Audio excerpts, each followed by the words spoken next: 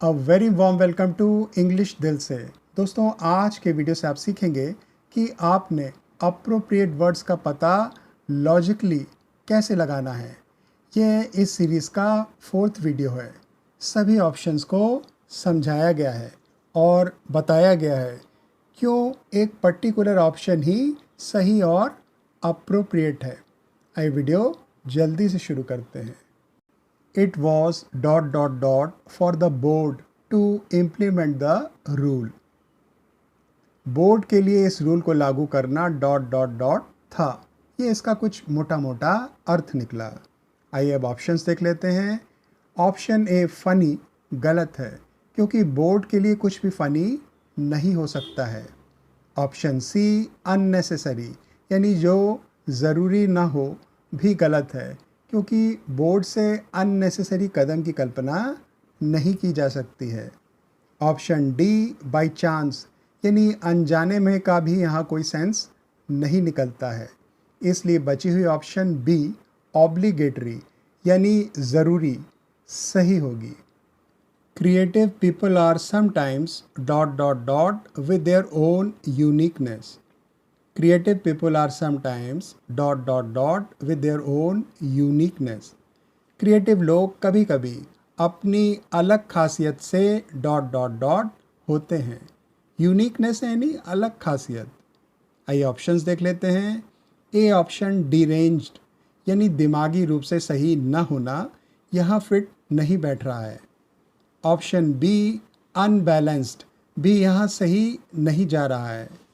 Option D strange, यानी अजीब का भी कोई यहाँ सेंस नहीं निकल रहा है।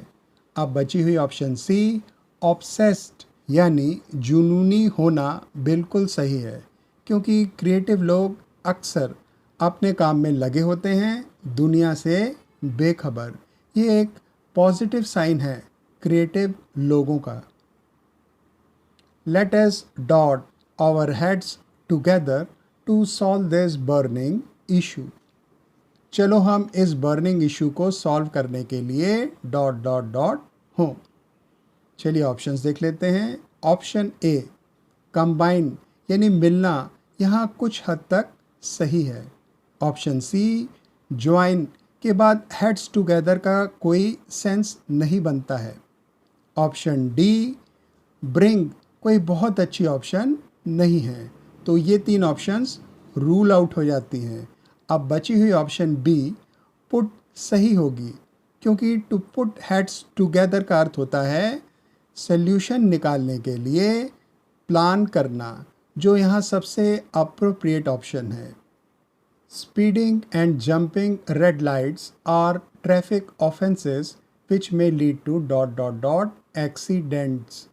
Speeding and jumping red lights are traffic offenses which may lead to ... accidents. तेज़ वाहन चलाना और रेड लाइट्स जंप करना ट्रैफिक अपराध हैं, जिनसे ... घटनाएं हो सकती हैं। ये इसका कुछ मोटा मोटा अर्थ निकला। आइए ऑप्शंस देख लेते हैं। ऑप्शन ए ट्रबलसम, यानी जो आपको ट्रबल दे, ये कुछ हद तक सही है, परंतु बहुत अच्छा ऑप्शन नहीं है।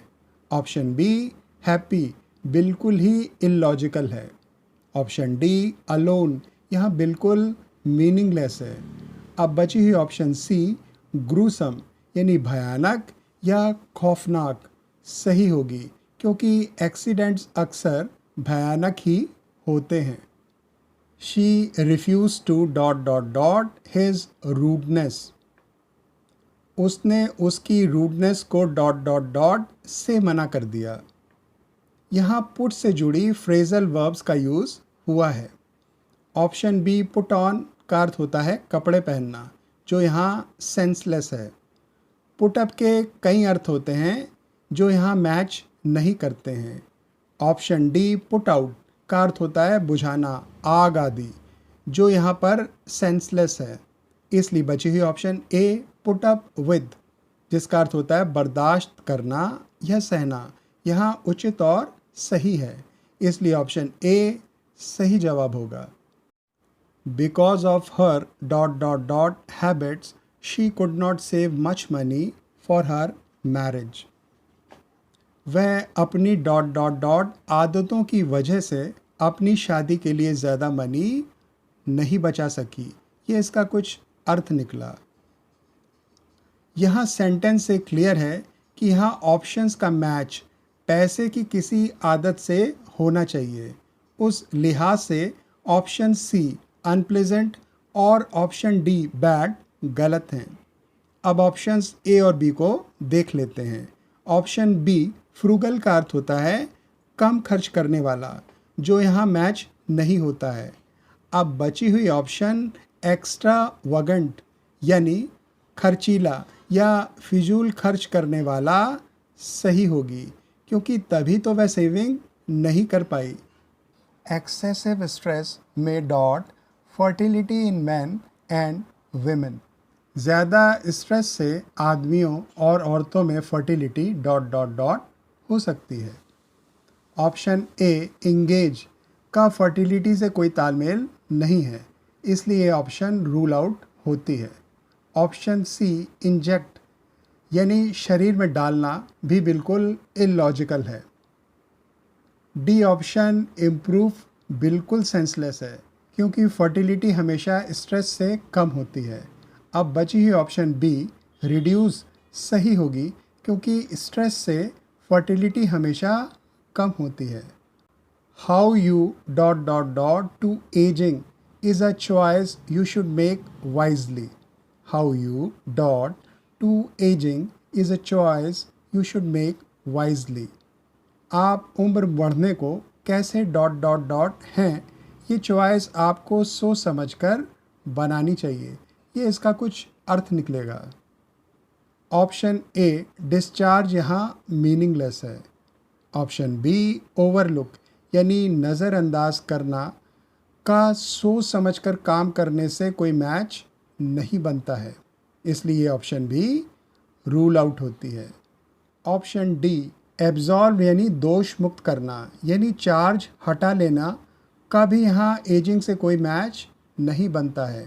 अब बची हुई ऑप्शन सी रिस्पॉन्ड यानी आप एजिंग के प्रति कैसे रिएक्ट करते हो का ही यहाँ सेंस निकल रहा है, इसलिए ऑप्शन सी सही जवाब होगा।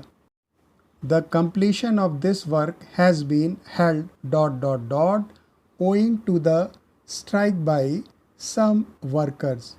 The completion of this work has been held dot dot dot owing to the strike by some workers. Some workers की स्ट्राइक करने से काम का पूरा होना डॉट डॉट डॉट डॉट गया है, ये इसका कुछ अर्थ होगा। owing to का अर्थ होता है के कारण या की वजह से। यहाँ होल्ड से जुड़ी हुई फ्रेजल वर्ब्स का यूज़ किया गया है। होल्ड अप जिसका अर्थ होता है काम में थोड़ा डिले हो जाना। यहाँ मैं आपको बता दूँ कि हेल्ड होल्ड वर्ब की V3 है, इसलिए ऑप्शन ए अप सही होगी। You were applying for a job and then you decided not to, so what dot dot dot dot. आप जॉब के लिए अप्लाई कर रहे थे और फिर आपने ऐसा ना करने का डिसाइड किया, तो इसकी डॉट डॉट डॉट क्या वजह, ये इसका कुछ अर्थ होगा। यहाँ पुट से जुड़ी फ्रेजल वर्ब्स को यूज़ किया गया है। बी ऑप्शन पुट आउट का अर्थ होता है आग बुझाना, जो यहाँ मीनिंगलेस है। टर्न ऑफ का अर्थ होता है एक्साइटमेंट का ख़त्म हो जाना, जो यहाँ एक अच्छा ऑप्शन नहीं है। डी ऑप्शन टर्न डाउन करना यानी रिजेक्ट करना, जो यहाँ सही नहीं है। अब बची हुई option A to put someone off का अर्थ होता है किसी को काम का पसंद ना आना या उसका काम से दूर हो जाना, यही ऑप्शन सही होगी। Research revealed that people work for many reasons. Research से पता चला है कि लोग कई कारणों से काम करते हैं। यहाँ पर आपने सही कॉम्बिनेशन ढूंढना है, जो कि ऑप्शन डी में है। बिसाइड्स मनी यानी पैसे के अलावा। बिसाइड्स का अर्थ होता है अलावा, या उसके अतिरिक्त, जबकि बिसाइड का अर्थ होता है, जिसमें एस नहीं होता है, नियर या पास में। Due to urgency I parked my car in a no parking zone, however I dot dot dot it. Urgency के कारण मैंने अपनी कार नो पार्किंग जोन में पार्क कर दी, हालांकि मैं इससे डॉट डॉट डॉट। यहाँ ऑप्शन ए पेड और ऑप्शन डी सफर्ड बिल्कुल सेंसलेस हैं, इसलिए हम इन्हें इलिमिनेट कर देते हैं। अब option C made off with को देखते हैं, जिसका अर्थ होता है रफू चक्कर होना, ख़ास तौर से चोरी करके। तो यहाँ अपनी कार होने के कारण भागने का कोई सेंस नहीं बनता है। अब बची हुई option B got away with यानी बच निकलना सही होगी, क्योंकि गलती करके भी मैं बच गया।